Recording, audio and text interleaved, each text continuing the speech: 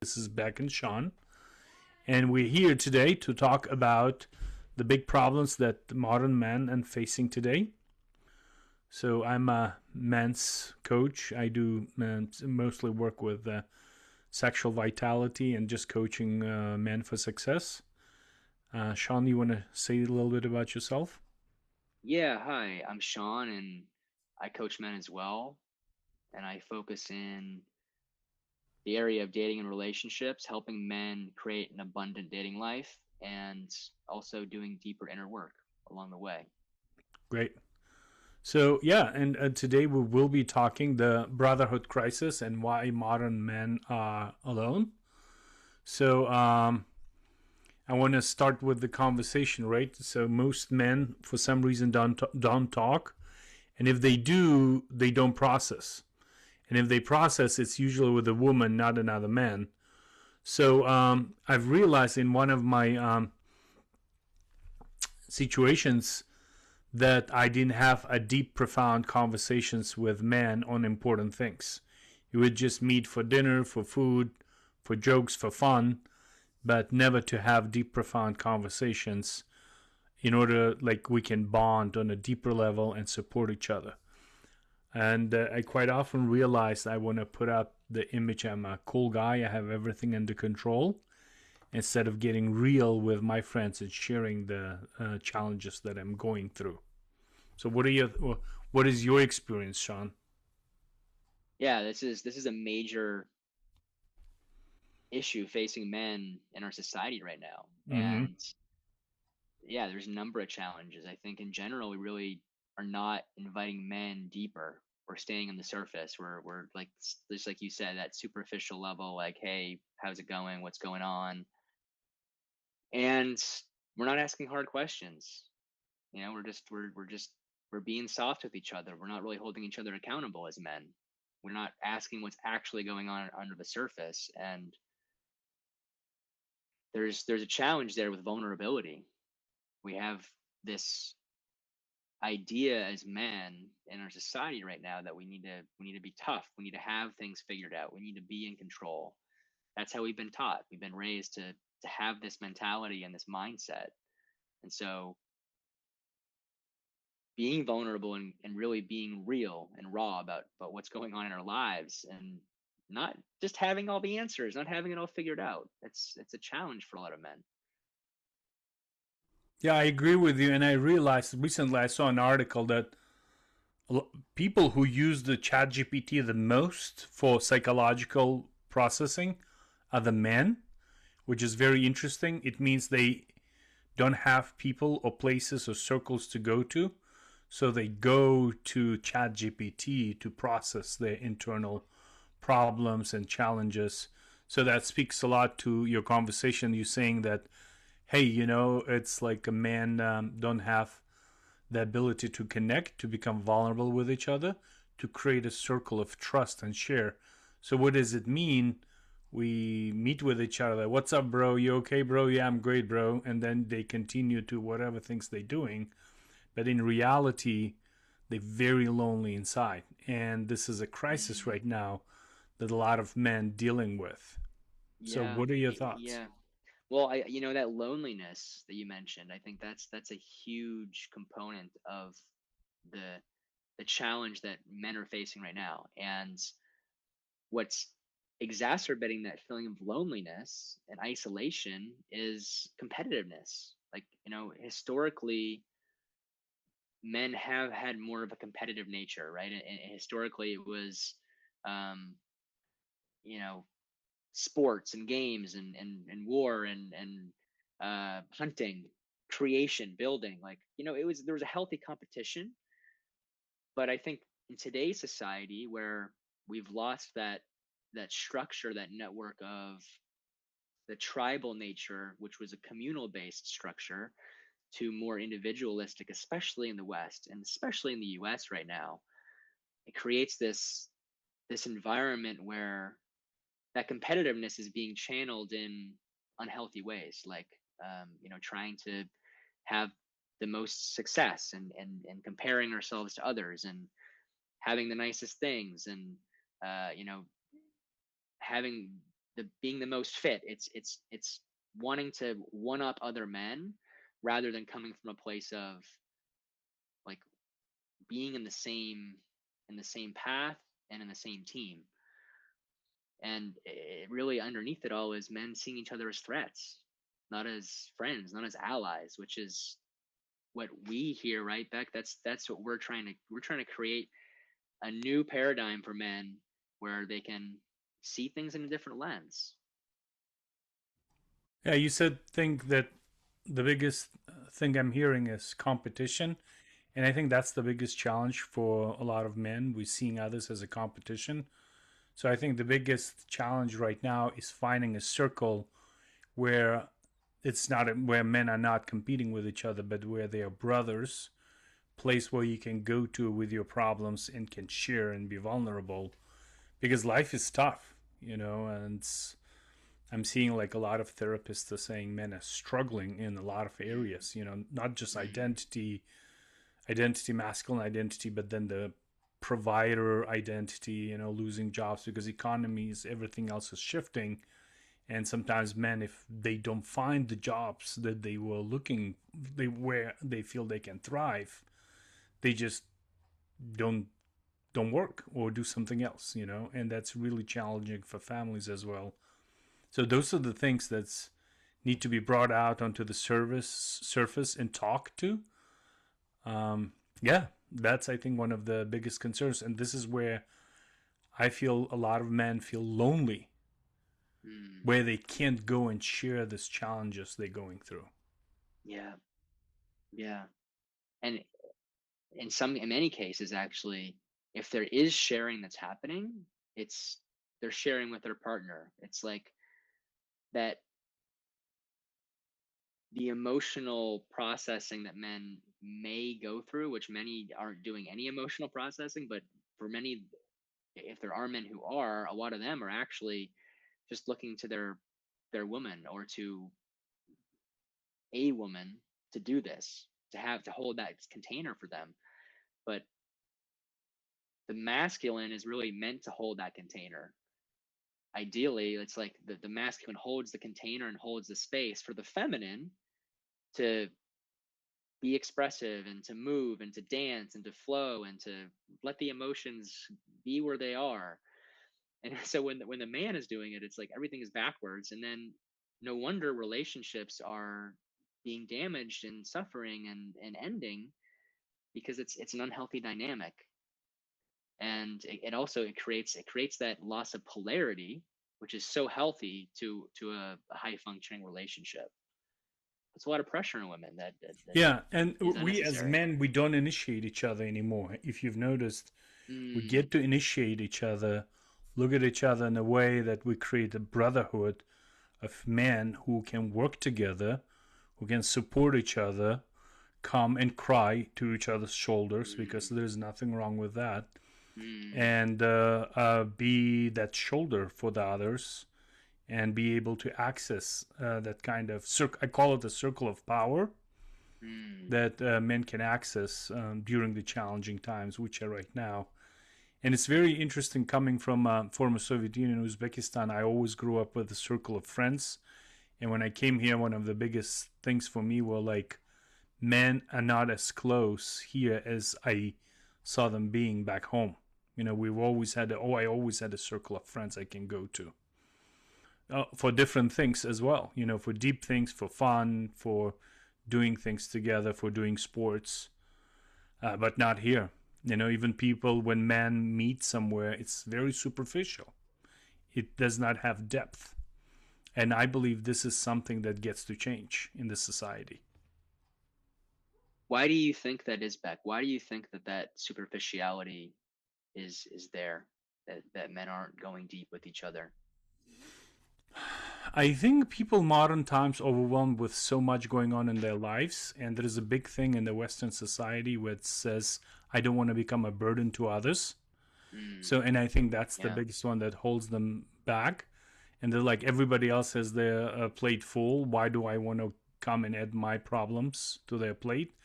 Whereas actually, if men learn how to share the plate with each other, would have made it easier for them to move forward and deal with these challenges.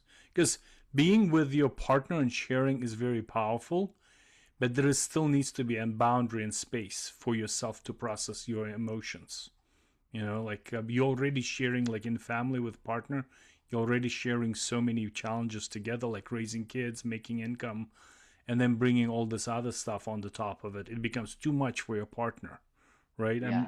Yeah, our loving spouses, they of course always here to support us, but I think there has to be also a space for men, safe space for men to go to be part of the brotherhood. And that's how we were. We were hunters. Like we went to men in the past went to war together, went hunting together, did sports together. So there was like sacred ways of doing things. Yeah. I couldn't agree more. And it's not about, to me, like, not having those dialogues with our partners. It's doing that, the work, the more fundamental work with other men and on our own, and then it's sharing it. It's like, women love authenticity, they love vulnerability, like owning ourselves and taking responsibility for what's ours. It's when we're coming to them, wanting them to fix it, or wanting them to figure out how to resolve the wounded inner boy in us. That's where it's unhealthy, and that's where it's putting this burden on them that is creating unhealthy relationship dynamics. So I think, we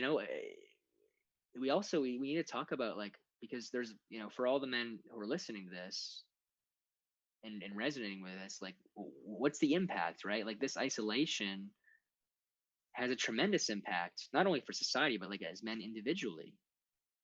Well, And let's talk about these things, right? What's happening right now? There is a silent explosion of depression mhm, among men, and it leads to porn addiction. yeah, It leads to substance abuse because different people deal with it in a different way. What other prices we paying?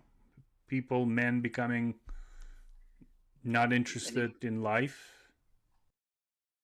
yeah, detachment, kind of a sense of giving up.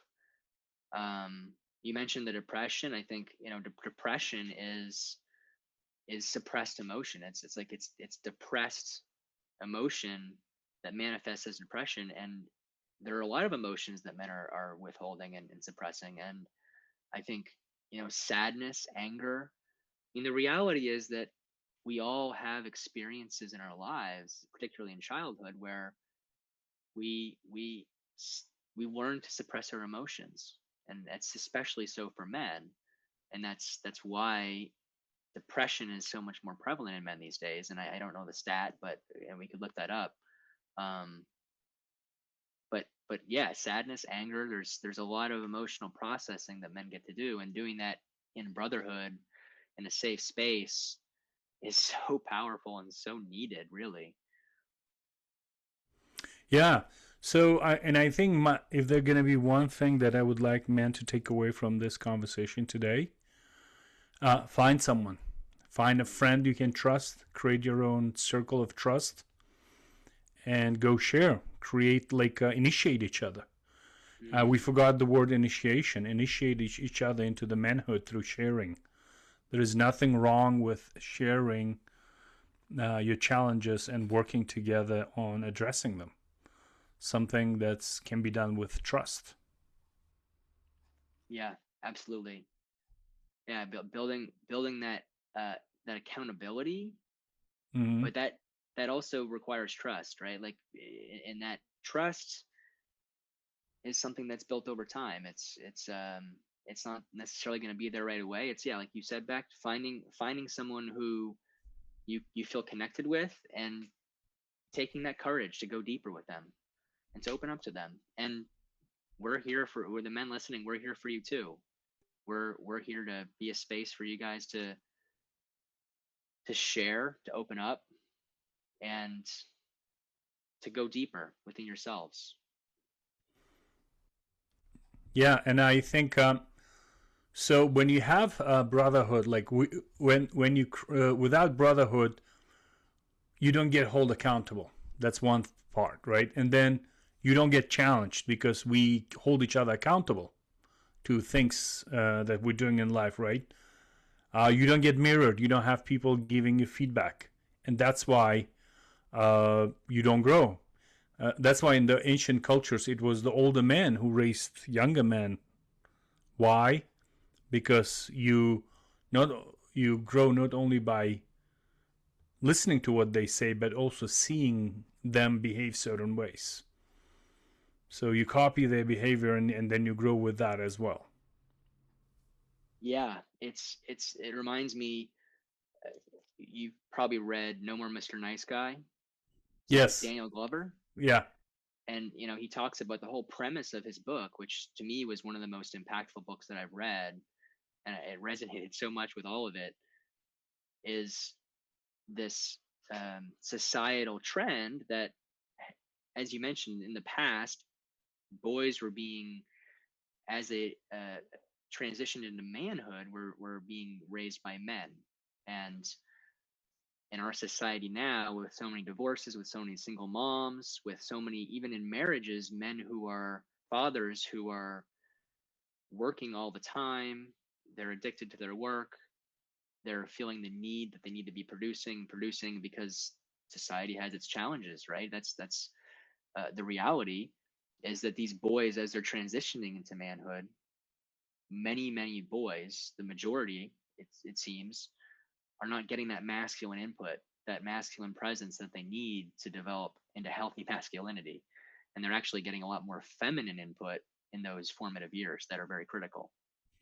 Yeah, it's not what you say, it's what you do, right? So if there is no healthy male role model in your life, it's very hard, especially for my boys growing up with single mothers, when mother does her best, but still without healthy role model, it's very hard to understand this whole dynamic and the art of being a man.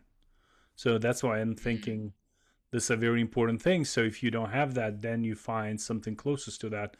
You find a circle of friends that you can trust, that's you know that they can grow with you. And so what's the real, let's talk how it should look like, what real brotherhood actually is.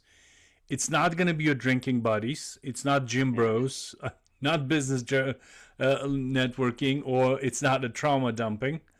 But what brotherhood is, like, let's start first, it's accountability, Definitely. sharing the truth with humiliation, Without growing together, without humiliation. Without humiliation. without humiliation, truth without humiliation, Yep. sharing the growth together. I'm trying to think, mutual sharpening, giving feedback maybe, and then loyalty where without enabling weakness. You know, it's like, oh, I'm gonna say you're a nice guy, you tell me I'm a nice guy. It's actually the way of looking, being loyal to each other and calling each other out and being mirrors to each other. You know, Yeah, uh, definitely. Loyalty, right? Is loyalty is holding someone to their highest truth, to their highest potential. yeah, It's not selling out on them. It's saying I see your greatness, and I'm gonna hold your feet to that fire so that you can see it too. You can yeah, walk it. yeah. I put down a saying: a brother does not comfort your weakness; he confronts it, but without shame and without ego. Yeah, I love that. That's what it is. Yeah, it's and that's part of the accountability. It's not only keeping other men's feet to the fire, so to speak, to have them realize their highest potential, but keeping them to their word, right? I mean, so much of what men struggle with is self-esteem and confidence, which really a lot of that is just built from keeping your word to yourself, to others. You're in the shadow right now. When you lean back, the lighting's not good. Yeah, better. Okay, yeah, and uh, uh, so what's the? Let's switch to actions, right? Like what man can do. Yeah, You know, that's it's what we need like to do. to build a brotherhood, initiate each other, find one man, as I said earlier, Uh, Reach out to the guy you trust. Say, hey, dude, I want to build something deeper. Do you want to do like weekly check-ins? And then, if actually maybe a lot of men want to do that, but have no courage to say it to each other because they don't want to come across as weak, you know? Absolutely. That's it. And yeah, and then look at the structuring it, like 15, 30 minutes. So see where you didn't show up this week, where did you avoid the truth, and when somebody acts from fear, where did you lead, or where are you avoiding, or some things like that, something around that holds you accountable, consistency and depth at first, and why don't you talk, Sean, about the removing ego competition? What you think they should not do that? Well, yeah, I talked about it earlier in the call, right? It's the unhealthy expression of competitiveness in today's society, which is men comparing their bodies, men comparing, how hot is my partner versus yours, and how in shape am I, how big are my biceps, all these things that are very superficial. And superficiality is just that. It's shallow. It's not deep. It's everything's on the surface. It's looking at the external and trying to feel that we're enough, that we're worthy. Yeah, these are the things we want to avoid, to compare ourselves in things in Exactly. our That's life, right? these are the things that are so present in society right now. Yeah. But really, brotherhood in depth requires humility, right? And when we want to go into ourselves and look at our demons, look at our work, look at the things that are uncomfortable, that Yeah. requires humility. It requires courage. And I think there's this underneath the comparison game is a lot of insecurity. And That's why. there's no shame in insecurity. There's nothing like there's no judgment in saying insecurity. We all have insecurities. That's being human. That's why there has to be a humility, meaning that humility, humble enough to accept and being vulnerable, and humble enough not to judge others when you're seeing others going through the challenges. I think this Mm, is one of the things that's important. And when someone shares something embarrassed that they embarrassed of, try not to judge it and just acknowledge it.